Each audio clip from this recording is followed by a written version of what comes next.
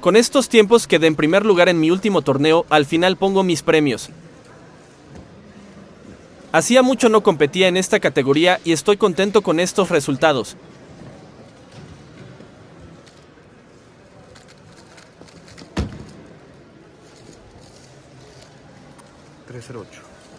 Les recuerdo que son 5 intentos, quitan el mejor y el peor, luego promedian el resto.